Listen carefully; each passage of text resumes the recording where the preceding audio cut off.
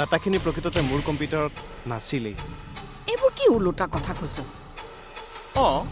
এবাৰ কৈছ ডাটাখিনি কম্পিউটাৰত আছে বুলি আৰু এবাৰ কৈছ নাই। এইটো কি কথা? সেইবোৰ হেৰুৱাৰ সন্দেহ কৰিয়েই মই মোৰ পাৰ্চনেল লেপটপলৈ ট্ৰান্সফাৰ কৰিছিলোঁ। তাৰমানে ডাটাখিনি তোৰ লেপটপৰ পৰা হেৰাইছে। হে ভগৱান, এইবোৰ যে কি ঘটনা ঘটিবলৈ ধৰিছে নহয়। অফিচৰে কোনোবা তোৰ বিশ্বাসী মানুহ ভয় নথকা অৱস্থাত এই কামটো কৰিছে। এদিন বা দুদিন সেই সুযোগ ল'ব, কিন্তু প্ৰতিদিনেই আৰু লেপটপটো অন কৰি মই সাধাৰণতে চেম্বাৰৰ বাহিৰলৈ নাযাওঁৱেই। তেন্তে কোন হ'ব পাৰে? যিয়েই নহওক, সেই ডাটা চুৰ কৰা কালপিতটোক যদি মই পাওঁ। তোমাৰ ডাটাখিনি মই চুৰ কৰিছোঁ।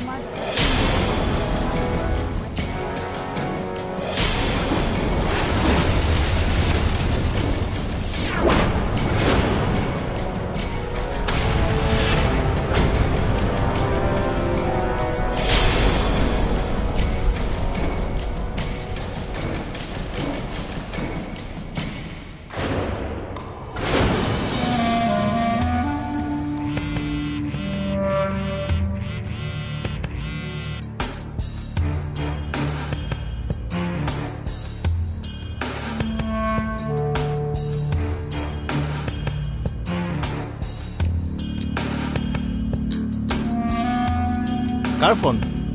নাই, টেলিমেছেজ।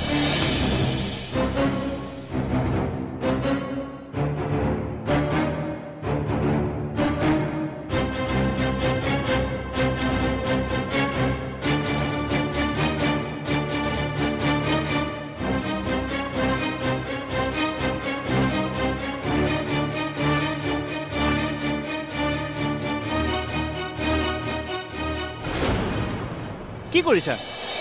হা, চোৱাচোন, লেপটপটো অনে কৰিব পৰা নাই। পাছৱৰ্ডটো কোৱা না। কিয়? গেম খেলো। গেমটো তুমি ডেস্কটপতো খেলিব পাৰা। ইয়াত মোৰ অফিচিয়েল ডকুমেণ্টছ আছে। হ'ব দিয়া, তুমি তোমাৰ অফিচৰ কামতে ব্যস্ত থাকা। নালাগে যোৱা তোমাৰ লেপটপ। সেয়ে তোমাৰ খং উঠিলে। ঠিক আছে, মই কৈ আছো, তুমি লিখা। কোৱা। DEVAJANI।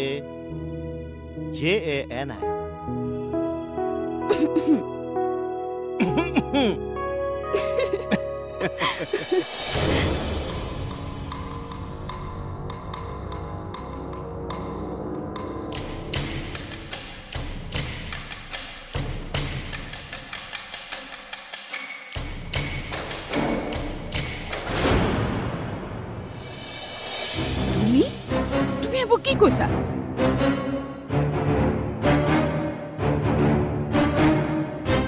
কি উদ্দেশ্য আছিল তোমাৰ? কিয় বিশ্বাসঘাতকতা কৰিলা? নোকোৱা কিয়? ৰবি, বুজাই কোৱা বোৱাৰী, বুজাই কোৱা।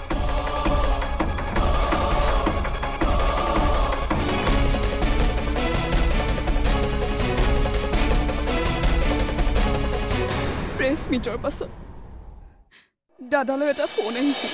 ভট্টাচাৰ্য, পূৰ্বে কোৱাৰ দৰে এতিয়াও কওঁ, মই জীৱন সম্ভাৱনাৰ এটা টকাও আত্মসাত কৰা নাই। দাদা কিমান চিন্তিত লাগিছে কিয়? আকৌ কিবা নতুন বিপদ হোৱা নাইতো? দাদা ইমান আপছেট হৈ আছে কিয়? মোৰ সন্দেহ হৈছিল। দাদা, দাদা, কি হৈছে আপোনাৰ? নাই, একো নাই।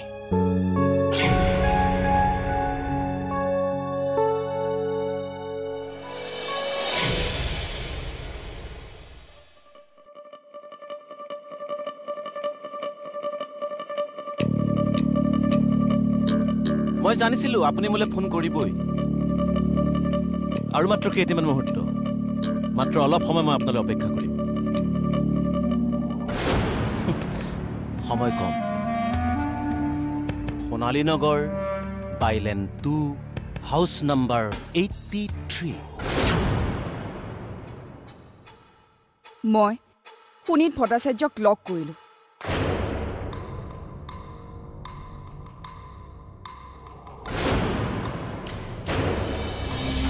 দৰাচলতে এই পৃথিৱীত বিনামূলীয়া বুলি একো নাই। জীৱন সম্ভাৱনাৰ এই বিষয়টো ক্লোজ কৰাৰ বিনিময়টো আপুনি কিছু দিব লাগিব। কিমান টকা? ভুলটো তাতেই, টকাকে বহুত ডাঙৰ বস্তু বুলি ভাবে আপোনালোকে। আচলতে আজিৰ পৃথিৱীত টকা তেনেই সাধাৰণ বস্তু।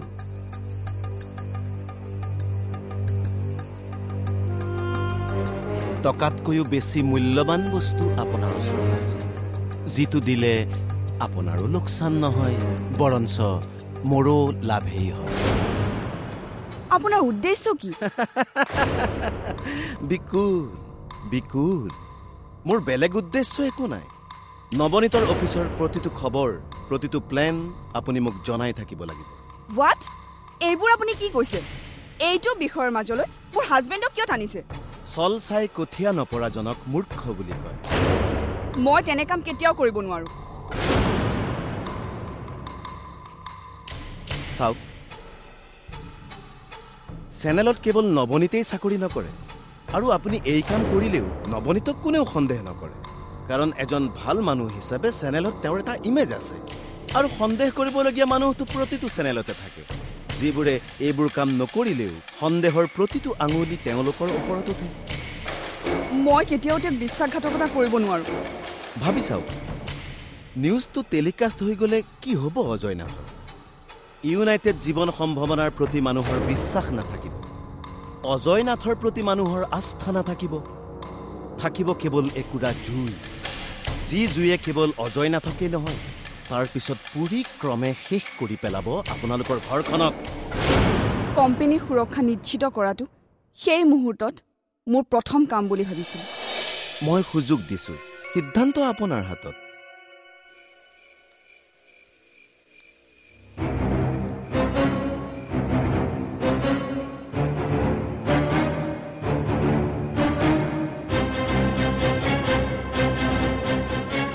বিশ্বাস কৰা নৱনীত, মই ভবা নাছিলো যে এনেকুৱা এটা চিটুৱেশ্যন হ'ব।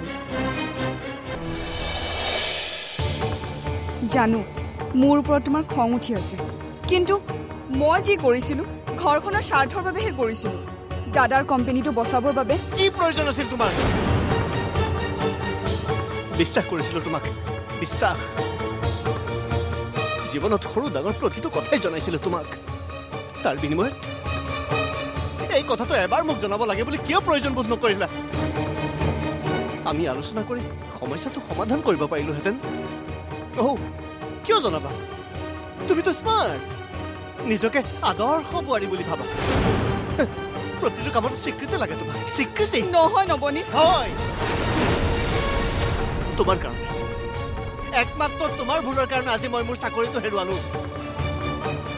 অকল চাকৰিটো হেৰুৱাই নহয়, ভৱিষ্যতে সংবাদ মাধ্যমত কাম কৰাৰ যোগ্যতাই হেৰুৱাই পেলালো।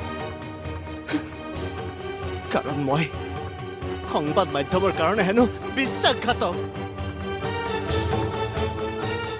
বোধহয় মই জীৱনত কৰা আটাইতকৈ ডাঙৰ ভুলটোৱে হৈছে তোমাক বিশ্বাস কৰাটো। তোমাক ধিক্কাৰ জন্মিছে আজি মোৰ নিজৰ ওপৰত।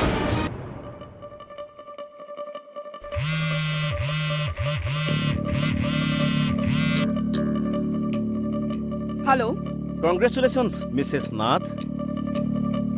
আপুনি দিয়া খবৰে গোটেই অসম তোল পাৰ লগাই আছে। ভাবিলো আপোনাক ফোন এটা কৰি শুভেচ্ছা এটাকে জনাওঁ। যিমান দিনলৈকে আপুনি মোৰ লগত এইদৰে কোঅপাৰেট কৰি থাকিব, সিমান দিনলৈকে ইউনাইটেড জীৱন সম্ভাৱনাও জীয়াই থাকিব। ইমানৰ পাছতো আপুনি মোক ফোন কৰিছে? আপোনাৰ উদ্দেশ্য কি? নৱনীতে চাকৰি হেৰুৱাব লগা হ'ল একমাত্ৰ আপোনাৰ কাৰণে। ভৱিষ্যতে যেন মোক আৰু কেতিয়াও ফোন নকৰে। আৰু আমাৰ ঘৰখনৰ প্ৰতি আপোনাৰ ইমান বেয়া দৃষ্টি কিয়? সেইবোৰ কথা অজয় নাথে ভালদৰে জানে। নৱনীতে চাকৰি হেৰুওৱাটো আৰম্ভণিহে মাথো। চাই থাকক ইয়াৰ পিছত আৰু কি কি হেৰুৱাবলগীয়া হয়। কিয় কৰিছে এইবোৰ?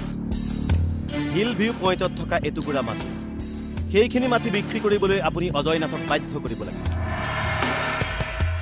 কোম্পানী বচোৱাৰ এইটো আপোনাৰ দ্বিতীয় সুযোগ। জানেইতো মিডিয়াৰ মানে ইচ্ছা কৰিলে বহুত কিবা কিবি কৰিব পাৰে। আৰু গুৱাহাটীততো মাটিৰ অভাৱ নাই সেইখিনি মাটি বিক্ৰী কৰিলেও কোম্পানীৰ একো ক্ষতি নহয় কিন্তু মোৰ ফ্লেটটো আধৰুৱা হৈল আপোনাৰ সেই ফ্লেট আধৰুৱা হৈ থাকে আৰু এনে এটা নিকৃষ্ট প্ৰস্তাৱ মই দাদাক দিব নোৱাৰো বিকুল বিকুল ইমান আৱেগিক নহ'ব অবৈধভাৱে টকা সংগ্ৰহ কৰা কিমান ডাঙৰ ডাঙৰ মানুহে কিদৰে ৰঙা হোটেলৰ ভাত খাবলগীয়া হৈছে সেই কথা আপুনি ভালদৰে জানে ভাবি চাওক ইউনাইটেড জীৱন সম্ভাৱনা যদি এবাৰ ভুৱা বুলি প্ৰচাৰ হৈ যায় কি হ'ব অজয় নাথৰ নিশ্চয়কৈ আৰু কোনো সুযোগ বাচি নাথাকিব নাই নাই আপুনি তেনে কৰিব নোৱাৰে দুঘণ্টা সময় থাকিল আপোনাৰ হাতত এইখিনি সময়ৰ ভিতৰত যদি মই ৰেছপন্স নাপাওঁ তেনেহ'লে নিশা 8 বজাত মোৰ টক শ্ব' জানেই তো মেটাৰটো অসমত বৃত্তীয় প্ৰতিষ্ঠানৰ লুণ্ঠন আৰু এতিয়াৰ পদনবৰ ফুকন শুনকচোন হেল্ল' হেল্ল'